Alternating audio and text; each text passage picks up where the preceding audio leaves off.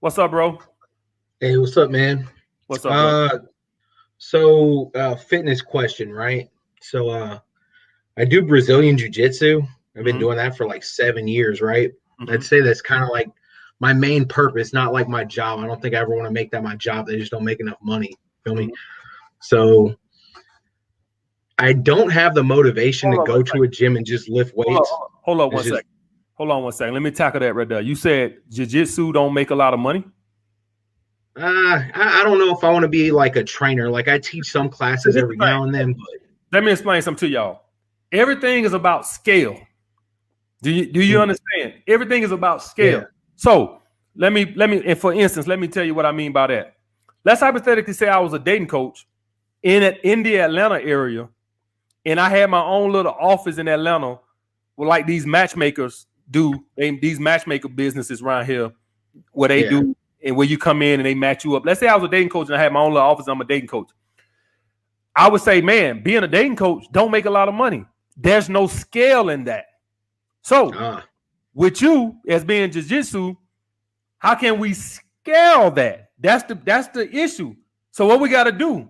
Well, probably got to create some kind of program, some kind of online course. You see what I'm saying? That I'm gonna sell for $99.99 or $59.99, and then I'm gonna build my YouTube channel, giving away some basics and stuff like that, or my social media presence. And see, now I'm around the world, so now I got scale. When you're trying to train somebody one-on-one or train a class, you're right. It's not gonna make a lot of money. All this is about scale. You see what I'm saying?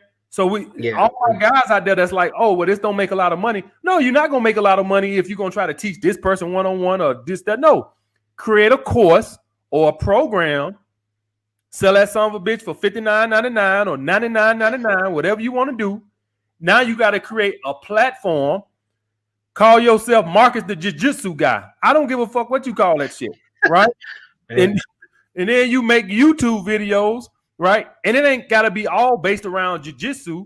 It could be you vlogging, throw it in with, like you see most fitness guys, what they do. They vlog their life. They throw 2 minutes of fitness in the motherfucker. And then they vlog in their life. So you can be Marcus the jiu-jitsu guy, right? Do some karate and type stuff. And you got this program, self-defense program, of course, that you selling for $49.99 or $99. Just depends on how much work you put into it. Maybe you got different levels. This advanced is $99.99. The medium, the immediate program is $79.99. Then a beginner is fucking $49.99.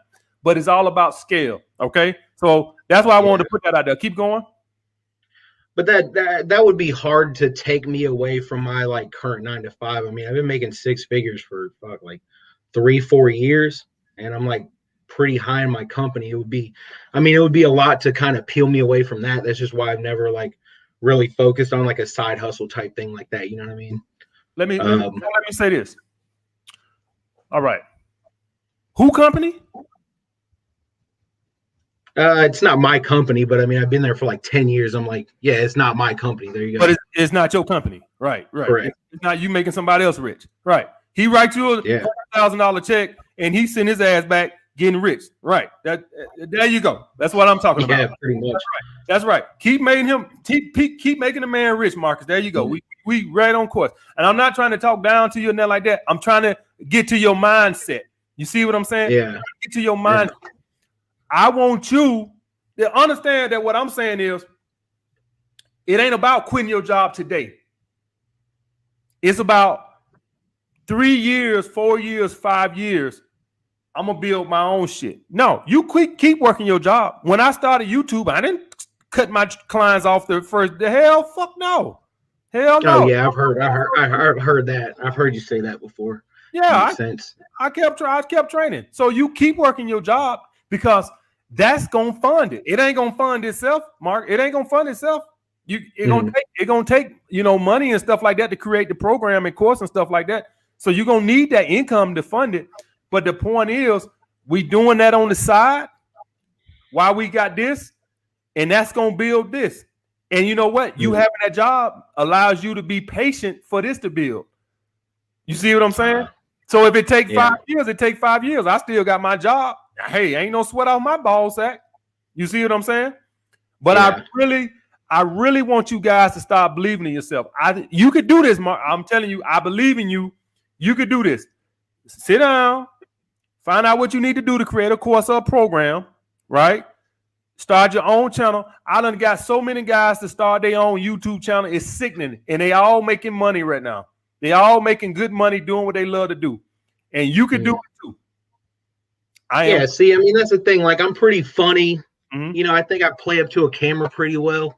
So, I mean, I could probably do it. I just don't know what I want to focus on. You know what I mean?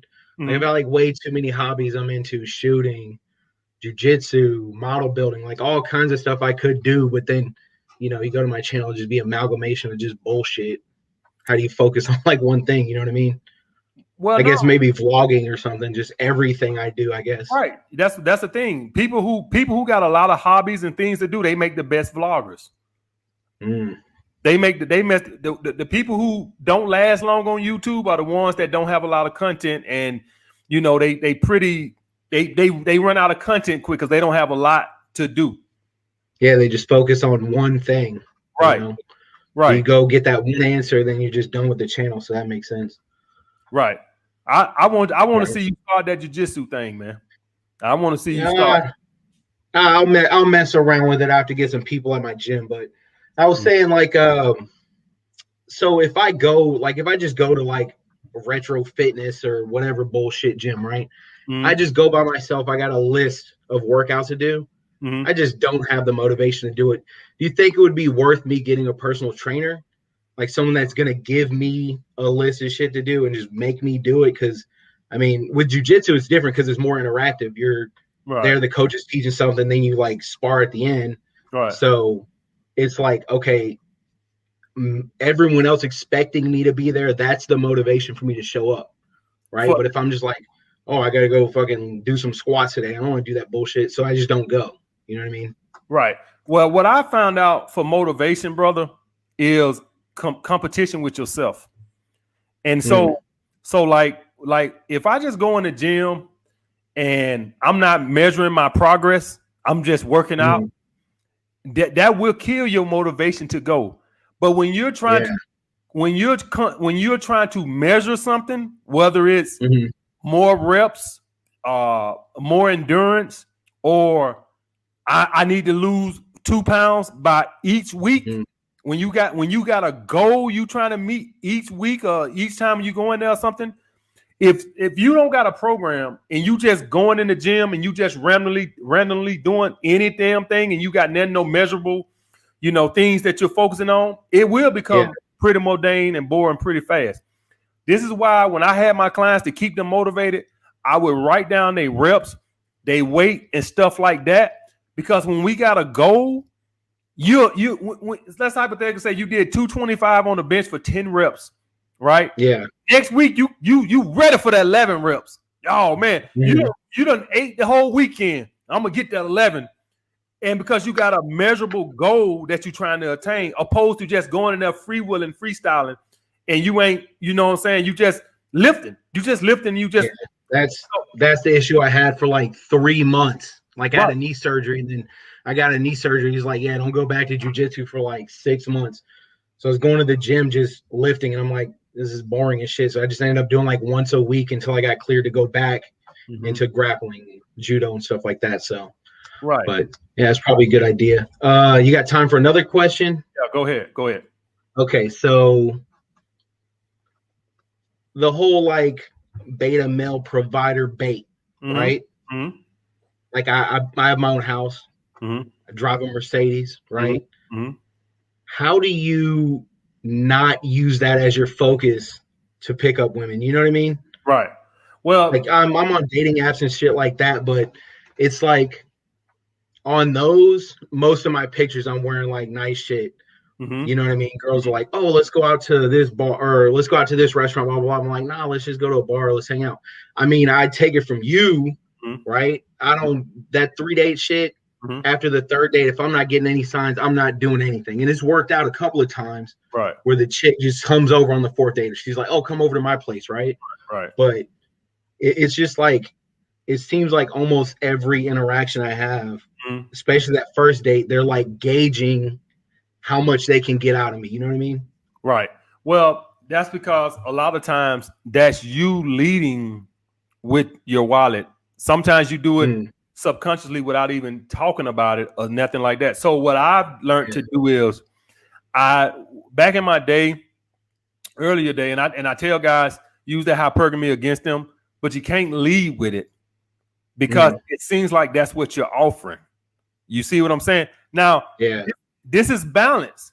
This don't mean you show up like a fucking hobo on your first date. But it also means that I'm probably not going to wear my Rolex on the first date either. You see what I'm saying? And so, you see what I'm saying? So the thing is, I don't want to go overboard and I don't want to come like a hobo either. What I found that works a good balance for me as far as not leading with my wallet is a pair of jeans and a polo shirt, whether it's the long sleeve button-up shirt or the polo, if it's the summertime or something like that, collar shirt, short sleeve shirt, right? The cotton mesh, right? To where it's good enough, but it's not like I'm not wearing designer. You see what I'm saying? What I found out when you lead with the money or trying to show yourself, it's actually an attraction killer. That's what it actually kills attraction when you try to. You look like a try hard, right? Yeah, like a try hard. That's like honestly, that's like my main focus when I'm going out. I'm like, okay, I don't want to look like a try hard, but then I don't want to look like a bum. And there's like a soft balance in between. It seems like, I pull up in a Mercedes, girl's like, oh, I'm gonna get this motherfucker. Like, no, you're not. It's not gonna happen. But then it kind of like flames out. That's like this one chick, right? How do you pull a chick in your friend circle? Not like your main friend, but like she's in your friend circle. Like the problem I have is like my main group of friends, right? They're not on this like, dick hose down type shit, right? They're all like, oh, I'm looking for a girlfriend. I'm looking for a wife. I want to have kids, all this shit. I don't. I talk to them about it. I'm like, I'm not settling down ever, right? So I'm thinking, and it's happened like 3 times where there's been another girl like in the friend group and I ended up fucking her, right? Because like she was just down. It was like some weekend. She's like, oh yeah, come over, hang out, blah, blah, blah, just us, right? I'm like, all right, cool. But there's like one chick right now, and I don't think it's like a scarcity mindset shit because like, I mean, I've got other chicks that go out all the time, but this girl's fucking bad, right? Yeah, right. And I mean, I've seen her on other dating apps and I just get like no replies from her, right? Would you just say is like not worth my time to even fucking like go at her like that? Yeah, she's not. Just let it go. Yeah, she's not interested. You got to just eat that. You got to take that L, brother. That's what that is. It's I know some of y'all guys think it's always a trick or something to get. No, sometimes it's just it's no way. First of all, and I'm not saying it's impossible, right? But when you in that circle like that, if she fuck you, and I'm not saying because she might fuck somebody else in the circle, right? But if she fuck you, then her business is all in that circle. You get what I'm saying? And so a lot of girls, they like to fuck outside their circle and not fuck in their circle because now, I mean, of course you're going to tell, more likely, I mean, she got to think you're going to tell your guys or whatever, unless you think she's something special or something. But more likely you're going to tell guys and stuff like that. And the wild part is the other 3 times, I didn't even say shit. The other girl said something. I found out from them. They're like, oh, you fuck so-and-so. I'm like, who told you? I'm like, they're like, oh, I heard from so-and-so. She told her. I'm like, what the fuck? Because I don't put my business out there because I already know you start running your mouth. Right. That's when girls don't want to fuck with you. So I don't. But she's aware of the reputation I have because we be sitting around playing drinking games. We're like, oh, what's your body count? Blah, blah, blah. I'm like, mine's probably higher than everyone at the table. You know what I'm saying? That shit's kind of offensive to her probably. And then that's why she's like, yeah, I don't want to fuck with Marcus because, But what you just said is the epitome of what a scarcity mindset is. A scarcity mindset is when you are fixated on one girl who's not cooperating. That's the epitome of a scarcity mindset. I try a girl, she's not responding. I'm done with it. I'm not going to spend one brain cell trying to figure out why she's not. I'm not going to go home like MacGyver, sitting in my closet trying to figure out, maybe if I try this. Nope, she's not interested. On to the next. When you fixated on one chick and she's not responding to your advances, that's the epitome of a scarcity mindset. That's what. Yes, and it's so easy. It's so easy on a dating app to just let it go, right? Because it's just a face out there. It's not even a person yet. It's just fucking data on the internet, right? But when it's a person you see face to face, it feels different, but it should just be the same, right? Is that what you're saying? Yep. Oh, all right. I think that's pretty much it. Thanks, man.